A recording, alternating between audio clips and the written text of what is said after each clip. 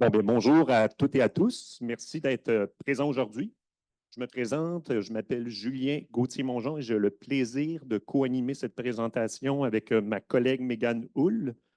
Nous allons aujourd'hui partager le fruit d'un projet mené au sein du CREGES qui porte sur le développement et la mise en œuvre d'un outil clinique visant à soutenir l'évaluation de la capacité à demander de l'aide dans le cadre de l'application de la loi 6.3 pour contrer la maltraitance.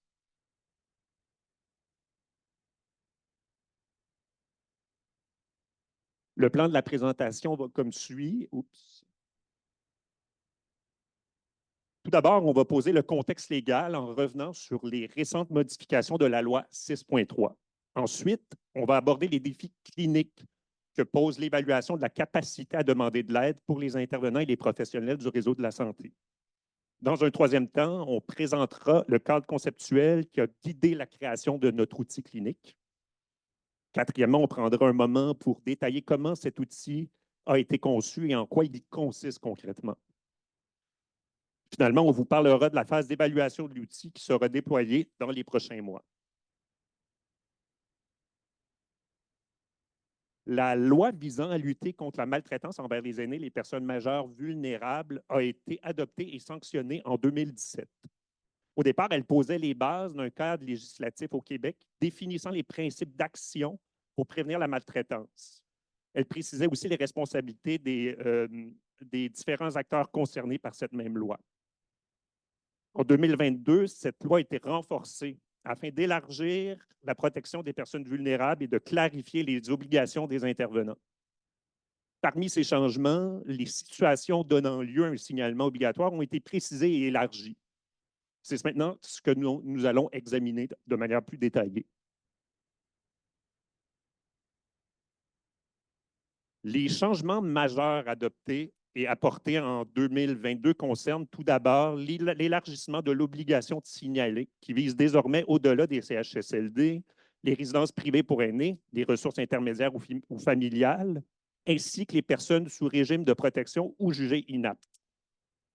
Autre nouveauté importante, toute personne peut, dorénavant, de façon volontaire, signaler une situation de maltraitance si elle a un motif raisonnable de croire qu'une personne aînée ou toute autre personne majeure en situation de vulnérabilité vit une situation de maltraitance. Ce signalement peut être adressé aux intervenants désignés dans le cadre du processus d'intervention concertée, le PIC. Aussi, la loi précise qu'elle s'applique à toute personne majeure en situation de vulnérabilité, c'est-à-dire à celle dont la capacité à demander ou obtenir de l'aide est limitée par des contraintes physiques, cognitives ou psychologiques. Enfin, des sanctions sont également prévues si l'obligation de signaler n'est pas respectée. D'ailleurs, ça nous amène directement là, à la définition de ce qu'est une personne vulnérable selon les modifications de la loi de 2022. Une personne dite vulnérable, c'est une personne majeure dont la capacité de demander ou d'obtenir de l'aide est limitée temporairement ou de façon permanente en raison notamment d'une contrainte, d'une maladie, d'une blessure ou d'un handicap, lesquels peuvent être d'ordre physique, cognitif ou psychologique, telle une déficience physique ou intellectuelle ou un trouble du spectre de l'autisme. De cette définition-là, il importe de retenir deux éléments essentiels. Tout d'abord, la vulnérabilité ne se réduit pas à une cause unique ni à une situation permanente. Elle peut être liée à des difficultés cognitives, physiques, psychologiques, et ces limitations peuvent être temporaires ou permanentes. Ensuite, la loi élargit la notion de vulnérabilité à plusieurs types de populations adultes. Il s'agit ici pas uniquement des personnes aînées, mais aussi de toute personne majeure en situation de vulnérabilité qui, à un moment ou à un autre, peut se retrouver dans l'incapacité de demander ou d'obtenir de l'aide.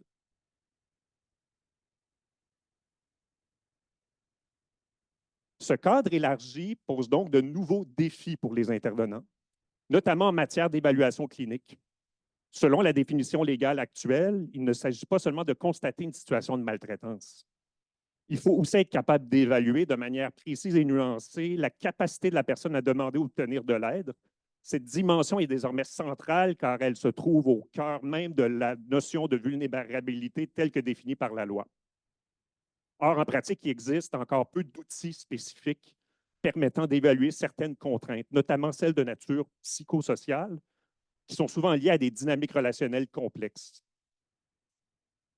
Cette absence de repères clairs complique donc l'évaluation clinique et pose des défis bien concrets pour les professionnels. Une des grandes difficultés pour les intervenants, c'est de faire la différence entre le refus volontaire de demander de l'aide, par exemple lorsqu'une personne n'est pas encore prête à agir face à une situation de maltraitance, et une véritable incapacité à le faire liée à des facteurs comme la pression familiale, la peur ou des relations de contrôle. Cette seconde situation, relevant d'une contrainte bien réelle, demeure particulièrement complexe à évaluer et à repérer sur le plan clinique. Face à ces difficultés, il nous a semblé essentiel de développer un cadre d'analyse plus robuste, capable de soutenir le jugement clinique des intervenants. L'outil que nous proposons s'appuie sur une synthèse des connaissances issues de la littérature scientifique qui intègre à la fois les apports des sciences sociales, de la psychologie et de la gérontologie. Pour répondre à ces défis, nous avons en effet élargi notre recherche bien au-delà du champ de la gérontologie en mobilisant la littérature sur l'ensemble des populations adultes vulnérables. Tout ça, ça a permis finalement d'enrichir et de solidifier notre cadre d'analyse. L'un des enjeux majeurs était de rendre opératoires des notions souvent abstraites, telles que contraintes psychosociales, dynamiques relationnelles, de façon à les traduire en indicateurs concrets, observables, qui puissent être utilisés dans le cadre de la pratique clinique. L'outil permet donc de faire la distinction entre un refus de demander de l'aide et une incapacité réelle, ce qui constitue un enjeu majeur pour les intervenants, comme nous l'avons mentionné. Pour parvenir à une telle clarification au niveau conceptuel, on a eu recours à la méthode d'analyse conceptuelle de Walker et Avant, qui est largement reconnue dans le champ des sciences infirmières et des sciences sociales. Globalement, cette approche vise à décomposer un concept complexe, ici la recherche d'aide, en ses attributs fondamentaux. Nous avons donc examiné de façon systématique la littérature afin d'identifier les éléments structurants du processus de recherche d'aide chez les personnes dites vulnérables. L'analyse a ainsi porté sur les antécédents, les attributs et les conséquences du concept de recherche d'aide. Et pour ce faire, nous nous sommes appuyés sur des exemples concrets pour montrer comment le concept se déploie dans la pratique.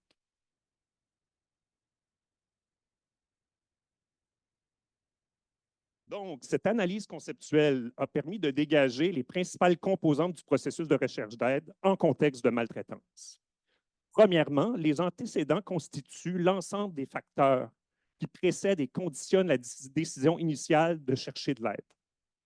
Ces antécédents s'organisent en 3 catégories distinctes. Les facteurs socioculturels, incluant les normes sociales dominantes, la stigmatisation et les pressions parfois exercées par l'environnement familial. Les caractéristiques personnelles de l'individu, telles que son âge, son niveau de revenu ou encore son état émotionnel à différents moments du processus de recherche d'aide. Et finalement, la perception subjective que la personne a de la gravité de la situation. Donc, à quel moment la personne ressent qu'il n'y a pas d'issue et va finalement être par elle-même poussée à aller chercher de l'aide. Deuxièmement, les attributs décrivent les caractéristiques intrinsèques du processus une fois que la démarche est entreprise. Notre modèle met en évidence la complémentarité essentielle entre 2 types de soutien. Le soutien formel, représenté par les professionnels de la santé, les forces de l'ordre, les organismes spécialisés, et le soutien informel, qui est constitué par l'entourage proche de la personne concernée. Le modèle permet aussi d'identifier les nombreux obstacles et facilitateurs qui jalonnent ce parcours complexe. D'un côté, l'écoute empathique des intervenants, la disponibilité des services, et de l'autre, la complexité des démarches administratives ou encore la honte et la peur. Cette dimension souligne particulièrement la complexité intrinsèque de ce processus, qui est caractérisé par son aspect non linéaire, évolutif et multifactoriel.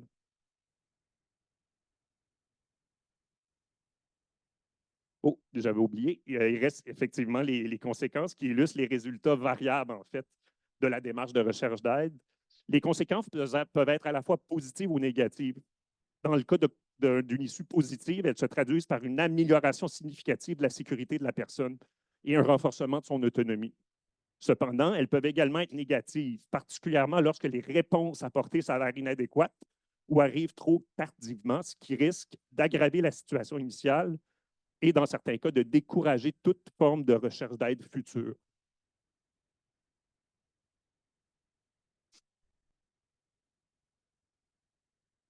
L'un des enseignements majeurs de cette analyse, c'est la nature dynamique du processus de recherche d'aide. La capacité à demander de l'aide n'est jamais quelque chose de figé. Elle peut évoluer au gré des événements, des interactions et du degré de soutien disponible. Elle évolue aussi en fonction de l'évolution de la relation entre la personne maltraitée et la personne maltraitante. Certaines contraintes peuvent être transitoires, d'autres durables. Il arrive aussi que les contraintes soient invisibles pour l'entourage ou les professionnels, ce qui complique d'autant plus la recherche d'aide.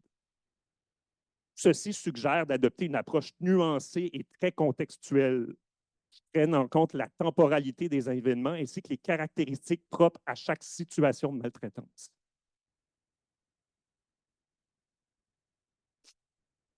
Voilà, ça c'est le schéma auquel on a abouti à l'issue de notre recherche d'analyse conceptuelle. Le schéma offre une représentation synthétique du processus de recherche d'aide en contexte de maltraitance, en mettant en relief la dynamique interactive entre les antécédents, les attributs et les conséquences. Donc, comme vous le voyez, plutôt qu'un enchaînement linéaire, il s'agit d'un système d'influence mutuelle où chaque composante peut tour à tour faciliter ou au contraire entraver la démarche d'aide. Le modèle met ici en lumière le rôle charnière des attributs qui assurent la transition entre le contexte initial et les différentes issues possibles, en tenant bien évidemment compte de la diversité des soutiens disponibles, des obstacles rencontrés et de la complexité des décisions à prendre. Les conséquences apparaissent ici comme le résultat d'une combinaison unique de facteurs propres à chaque situation. En somme, ce schéma invite à envisager la recherche d'aide comme un processus dynamique et contextuel, façonné par les interactions entre l'environnement, les ressources mobilisées et le vécu particulier de la personne concernée.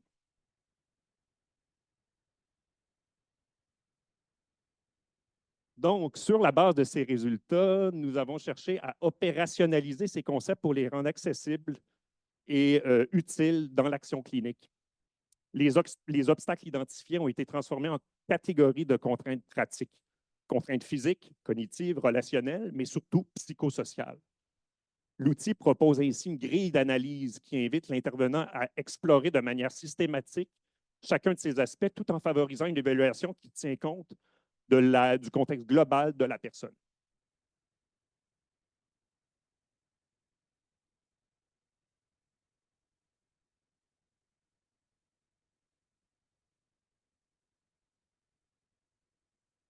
Merci. Alors, pour faire suite à ce que vient de dire mon collègue Julien, les résultats de l'analyse conceptuelle ont servi à développer l'outil qui s'appelle Grille d'analyse d'une situation de maltraitance dans le contexte de la loi visant à lutter. Mon micro fonctionne? Okay. Est-ce que ça fonctionne? Oui, OK, super. Désolée, je ne parle pas fort non plus, naturellement. Alors, comme je le disais, les résultats de l'analyse conceptuelle ont mené à la création de l'outil qui s'appelle Grille d'analyse d'une situation de maltraitance dans le contexte de la loi visant à lutter contre la maltraitance, dont j'ai une copie papier dans les mains, si jamais quelques-uns d'entre vous souhaitez la consulter à la fin de la présentation. Donc, pour vous parler très brièvement du processus de développement de l'outil, il y a eu plusieurs rencontres de travail entre les membres de l'équipe du projet. Je tiens à souligner le travail de Marie Soulière et de Sarita Israël, qui sont ici avec nous ce matin, pour mener au développement d'une version préliminaire de l'outil.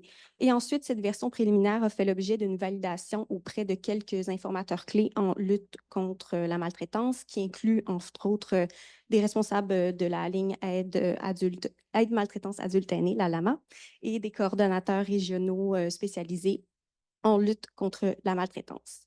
Donc, l'outil, en fait, a été développé dans le but de soutenir de manière concrète les intervenants et les professionnels sur le terrain dans le repérage de situations de maltraitance, mais aussi de structurer l'évaluation de la capacité d'une personne à demander ou d'obtenir de l'aide et par le fait même de répondre aux besoins d'outils cliniques dédiés à ceci. Et ultimement, l'outil vise à aider les professionnels à remplir leurs obligations qui découlent de la loi visant à lutter contre la maltraitance. Donc, l'outil est conçu sous forme de checklist, de liste à cocher qui comprend au total 9 pages incluant la page d'introduction que vous voyez à l'écran. Donc, il est divisé en 3 sections, une qui porte sur l'analyse de la situation de maltraitance, la deuxième sur l'analyse de la situation de vulnérabilité et la dernière sur l'analyse du contexte de signalement obligatoire ou volontaire. Et donc, cet outil-là peut être utilisé en entier ou en partie par les professionnels sur le terrain. Pour vous faire un très bref survol de l'outil, ce que vous voyez à l'écran, c'est la partie A. Elle vise en fait à analyser s'il y a motif raisonnable de croire qu'il y a une situation de maltraitance. Donc, dans cette section, on rappelle en fait la définition de maltraitance. Ensuite, on invite les intervenants à aller inscrire les types et les formes de maltraitance présumées ou confirmées dans la situation, ainsi que les indices et les indicateurs qui leur portent à croire qu'il peut y avoir une situation de maltraitance. Donc, la section B ici, la section B fait 4 pages, en fait. Donc, ce que vous voyez, c'est un extrait. Donc, elle porte sur l'analyse de la situation de vulnérabilité. Dans cette section-là, on rappelle encore une fois quelques notions pertinentes, par exemple la définition de personne en situation de vulnérabilité, des concepts comme aide formelle ou informelle. Et ensuite, elle permet aux professionnels de noter les limitations de la personne concernée, comme les maladies, les blessures, les handicaps, et les facteurs de protection qui peuvent atténuer les situations de vulnérabilité. Puis, pour faciliter l'analyse de la situation de vulnérabilité, la partie B contient la grille d'identification des contraintes psychosociales en contexte de maltraitance que vous voyez justement à l'écran. Finalement, la section C porte sur les conditions du signalement obligatoire et volontaire. Donc, elle permet aux professionnels de rappeler les notions qui sont inscrites dans la loi et ensuite d'identifier de quel type de situation il s'agit pour déterminer s'il y a obligation légale d'effectuer un signalement. Et l'outil inclut également un schéma explicatif du cheminement des signalements obligatoires et volontaires qui se trouve voilà, juste ici à l'écran. Donc, la version actuelle de l'outil a été lancée le 12 juin 2024 dans le cadre d'une activité organisée pour souligner la Journée mondiale de lutte contre la maltraitance. L'outil a ensuite été rendu disponible sur le site web du CREGES et par le biais des formations sur la maltraitance sur l'ENA. Donc, la prochaine étape dans ce projet-là, en fait, c'est d'aller évaluer l'outil auprès des professionnels et des intervenants dans le réseau public et dans le réseau communautaire qui en ont fait l'utilisation depuis le lancement. Donc, les derniers mois étaient consacrés en fait au processus d'approbation éthique. Ici, il est inscrit sur la diapositive que c'est en cours, mais on vient tout juste d'avoir l'approbation éthique. Donc, on pourra commencer le début de la collecte des données en fait à partir de maintenant. Donc, avec ce projet-là, on cherche à aller évaluer la validité, l'utilisation et la pertinence de l'outil. Donc, l'évaluation de la clarté va nous permettre de nous assurer que les énoncés sont, par exemple, clairement formulés, compréhensibles, puis adaptés aux réalités du terrain. L'évaluation de l'utilisation va nous permettre de comprendre les différents contextes d'utilisation, puis quels peuvent être les facilitateurs, les obstacles à son utilisation sur le terrain. Et finalement, l'évaluation de la pertinence va nous permettre de déterminer dans quelle mesure il s'agit d'un soutien efficace pour les gens sur le terrain. Et ultimement, l'objectif va être d'aller apporter des modifications à la version actuelle de l'outil pour s'assurer qu'il réponde encore mieux aux besoins des professionnels et des intervenants. Donc, pour atteindre les objectifs d'évaluation, on va utiliser une approche mixte en 2 phases. Donc, la première phase vise à récolter des données, encore une fois, sur la clarté, l'utilisation et la pertinence de l'outil par le biais d'un questionnaire en ligne pour lequel on souhaite recruter environ 60 participants. Puis la deuxième phase vise à approfondir la réflexion avec environ 10 participants à la phase 1 par le biais d'entretiens, pour examiner de manière plus détaillée leur perception sur l'efficacité de l'outil, les défis puis les améliorations possibles. Donc, on cherche à recruter des professionnels ou intervenants psychosociaux du réseau public ou du réseau communautaire qui ont utilisé l'outil au moins une fois dans leur pratique. Et j'ai d'ailleurs des petites affiches si jamais ça vous intéresse, si vous correspondez à ces critères. Prochaines étapes seront en fait été-automne 2025, la collecte et l'analyse des données. Ensuite, vers la fin 2025-2026, on souhaite apporter les ajustements les ajustements à l'outil à partir des résultats qui auront été récoltés et faire une petite validation interne avant de diffuser idéalement en début 2026 la version finale de l'outil pour qu'elle soit intégrée dans les pratiques. Pour conclure, si vous souhaitez en savoir plus, l'outil dans sa version actuelle est disponible sur le site web du CREGES et je vous invite aussi à écouter le balado Cible grise de la chaire de recherche contre la maltraitance envers les personnes aînées, car Marie Soulière et Sarita Israël ont participé au dernier épisode qui est publié. Merci pour votre écoute.